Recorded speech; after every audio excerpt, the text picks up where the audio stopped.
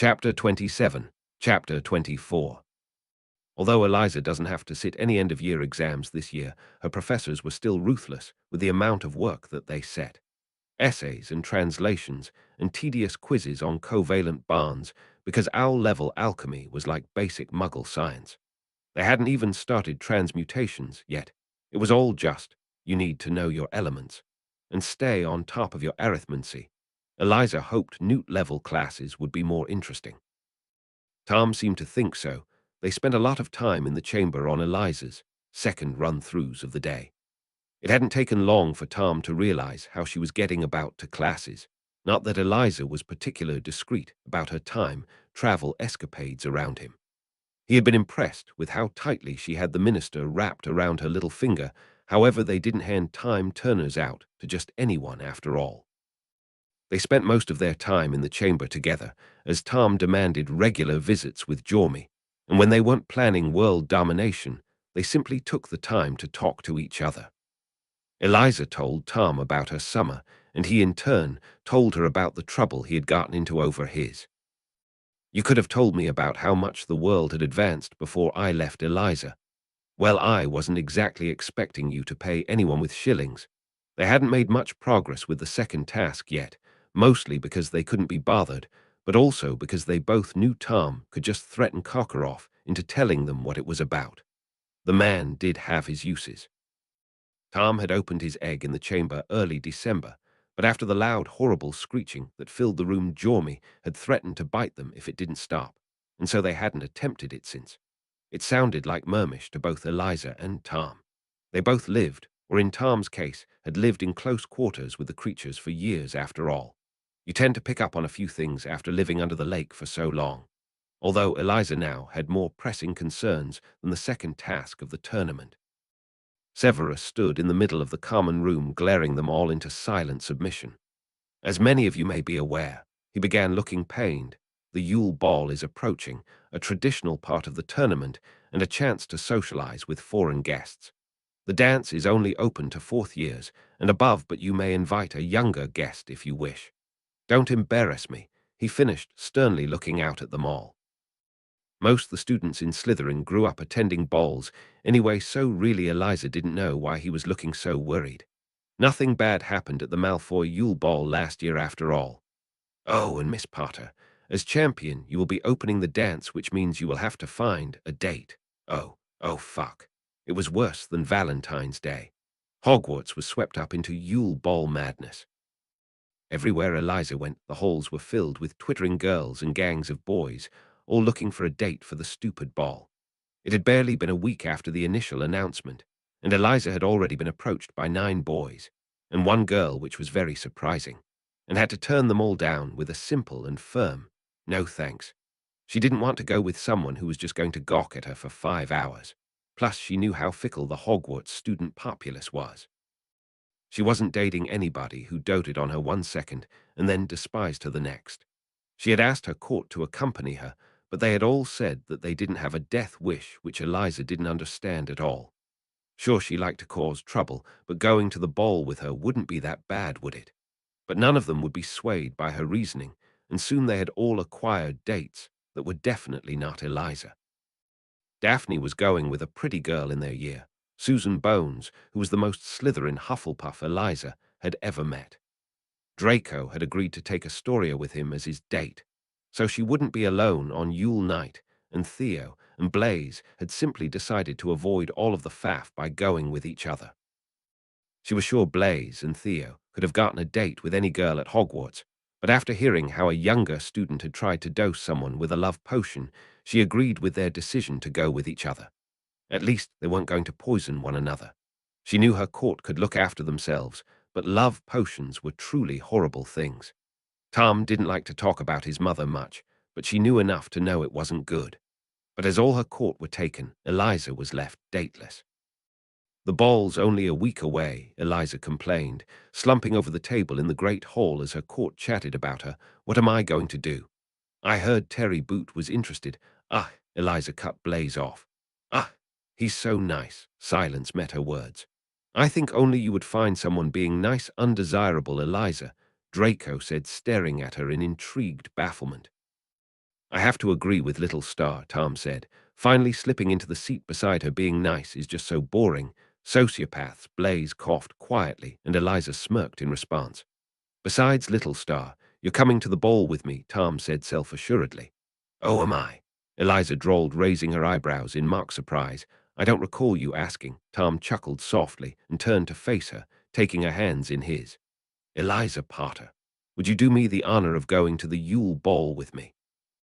I'll think about it, Eliza quipped, not bothering to hide the growing smirk on her face. It seemed that she had stunned the to-be Dark Lord into silence, so instead she returned her attentions onto her court and helped Blaze ruthlessly tease Daphne about the not-so-subtle looks she had been sending Susan Bones all day. Leave her alone, you two, Theo groaned, placing down his book on the table. Oh, finally calling off your lover boy, Theo, Daphne said, and Thea looked at her horrified. He's not my lover boy, Thea proclaimed indignantly, seemingly offended by the very notion. I can be if you wanted, Thea, Blaze chimed in with a wink and a growing smirk. There's silence, and then a dull thud when Thea whacked Blaze over the head with his book. That hurt, you know, Blaze spluttered, rubbing the back of his head as Eliza and Draco did their best to stifle their laughter. It was meant to came Theo's dry response, and Draco burst into laughter when Blaze let out an indignant squawk of offense. Their arguing didn't end until they made it back to the common room. The next day when Tom tracks down Eliza, he asked her to the ball again, holding out a mixed bouquet of flowers, orange and dark red roses, white hyacinths, geraniums and phlox, all bundled into one bright explosion of color. Will you go to the Yule Ball with me? Tom asked, trying to sound serious, but the smile pulling at his lips gives him away.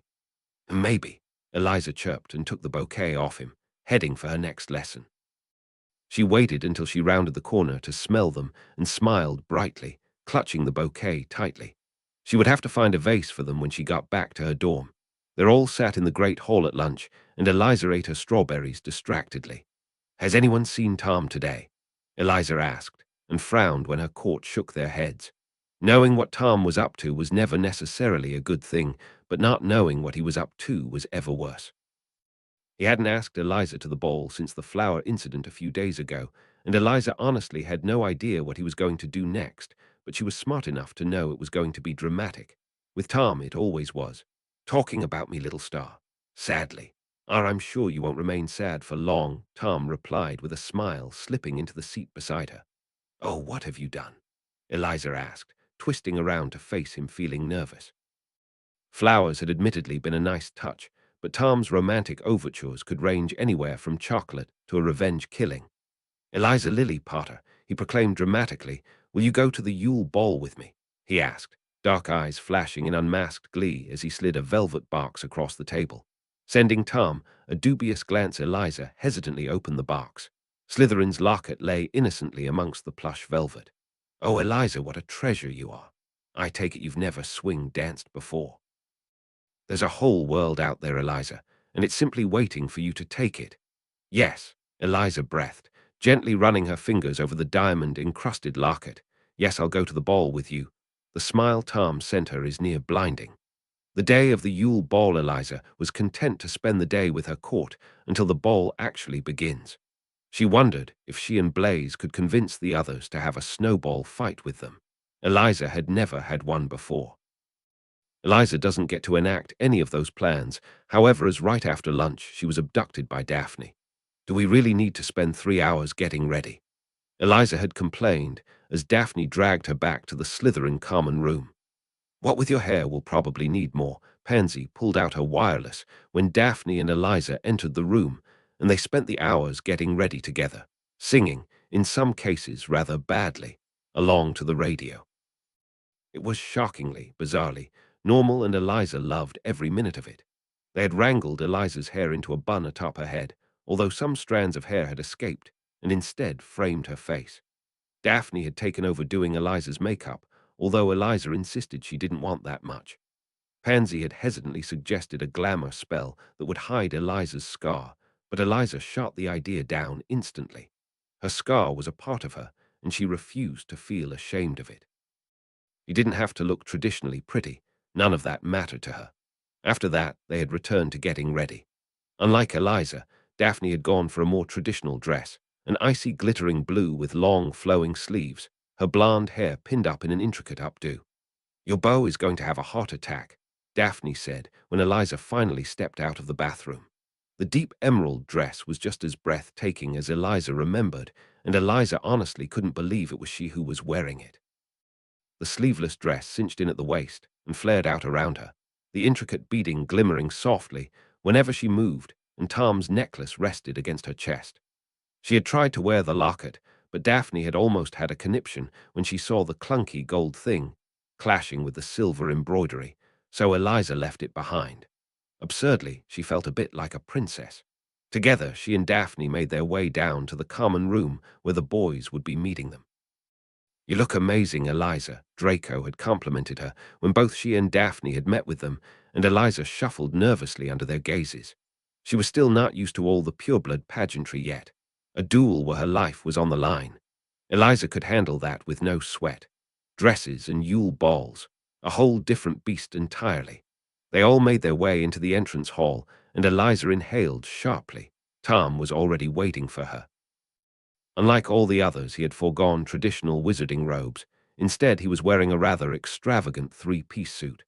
His black suit jacket flared out behind his slightly, and beneath Eliza could see a dark emerald intricately patterned waistcoat that fit him snugly.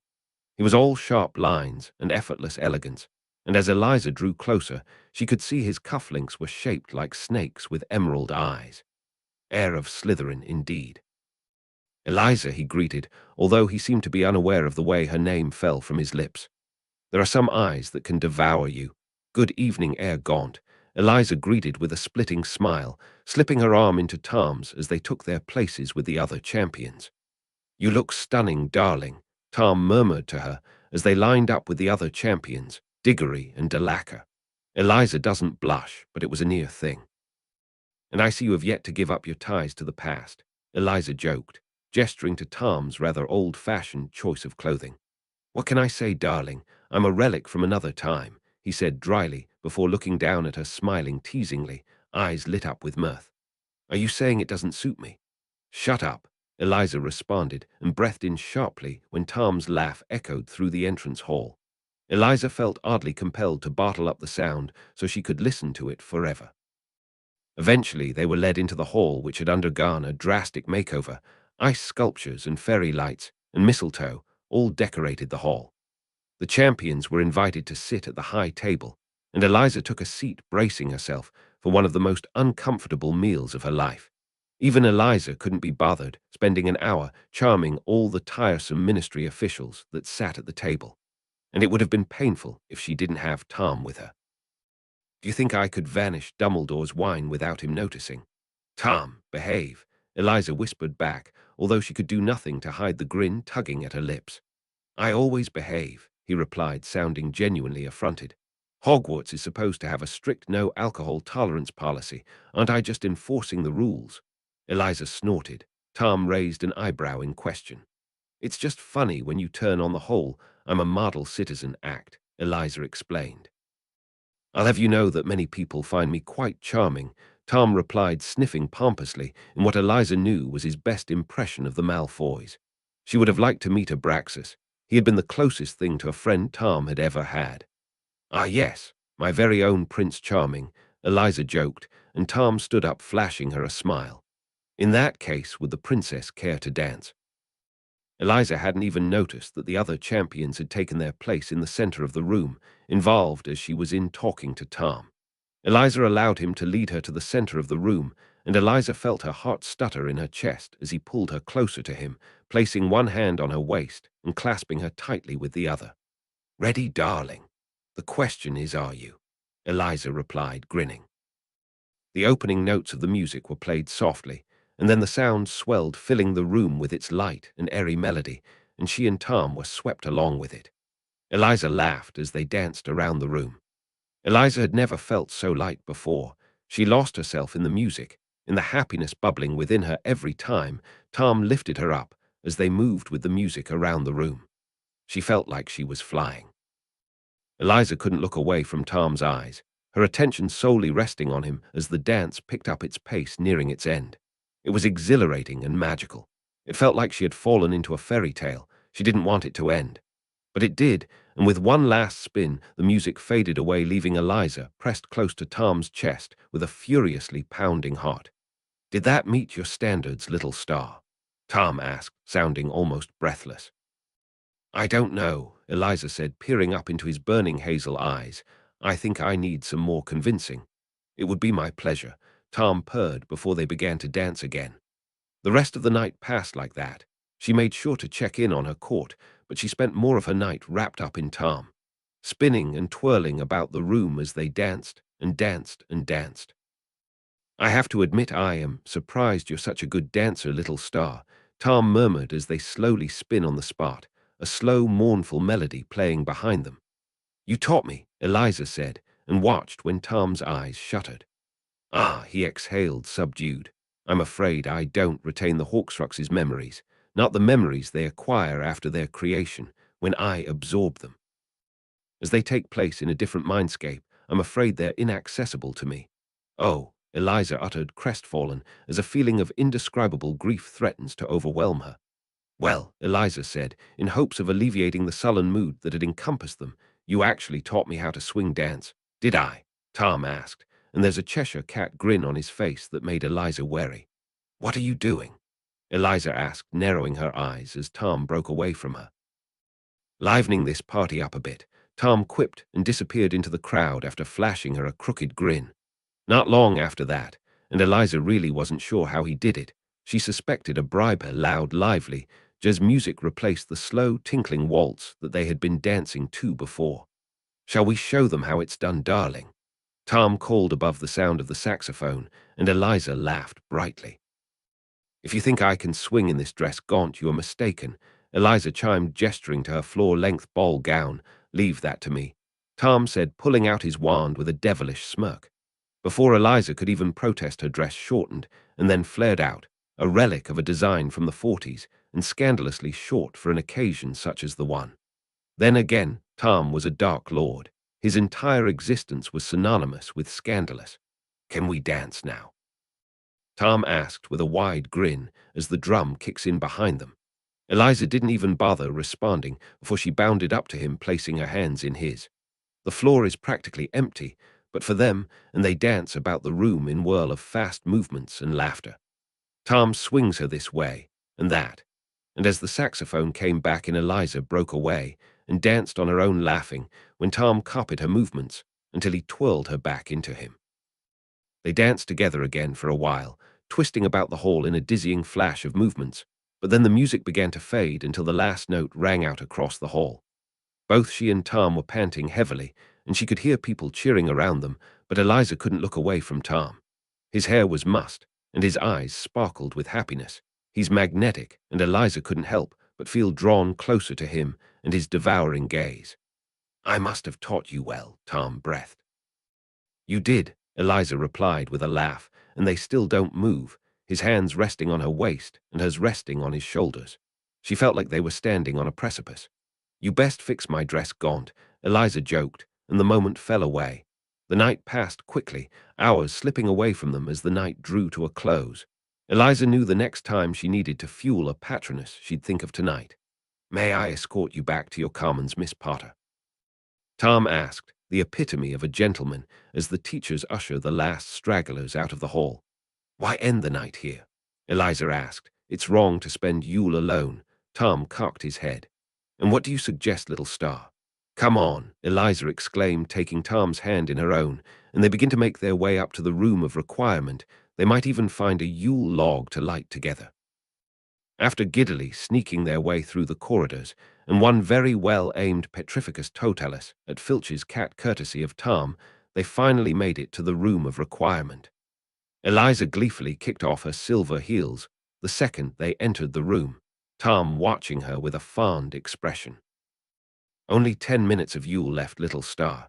If we're going to celebrate it properly, we'll have to be quick." Eliza set up the Yule log in record speed. Although having a room that could literally conjure anything she needed was a large benefactor to that. Soon, both she and Tom were stood in front of a small Yule log, match held in each of their hands as they lit the log together. The effect was instantaneous. Their magic collided and entangled and filled the room with even just the small amplifying ritual, and Eliza was relaxed and electrified by it all at once. If Eliza's magic was the crackling of a storm, the smell of ozone, the burning of a bonfire, then Tom's could be a forest fire. No, Tom's magic was a tempest. It flooded her senses and encompassed the room, powerful and unstoppable. They both exhaled shaky breaths as they basked in their combined magics, gravitating towards each other. They were silent apart from the hissing flames of the Yule log. It was the kind of silence that hung in a confessional. It felt sacrilegious to interrupt it, and Tom leans in even further. "I have something to tell you," Eliza whispered, and she can feel Tom's breath fan across her face. "And what is that little star?"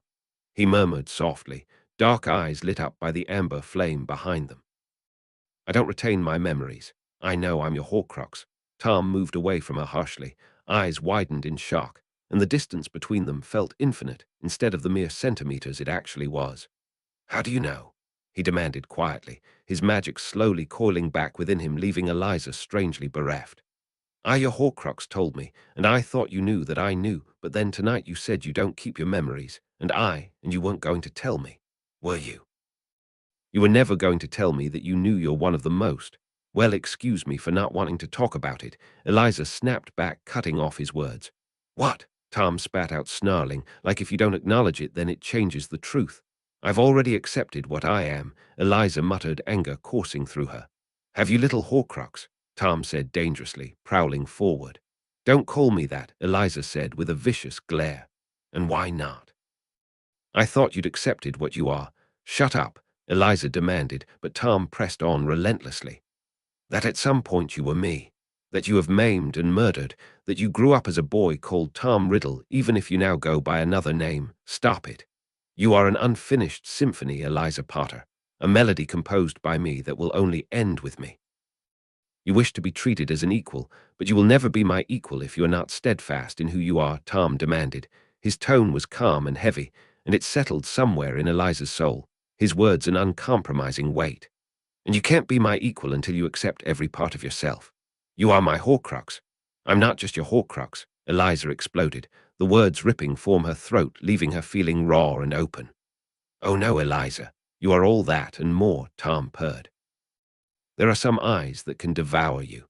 Eliza walked away before she could give him the chance. People like them, like she and Tom, they weren't made for fairy tales. The bells struck midnight, 12 rings for resurrection, as Eliza felt like everything around her burnt to ash.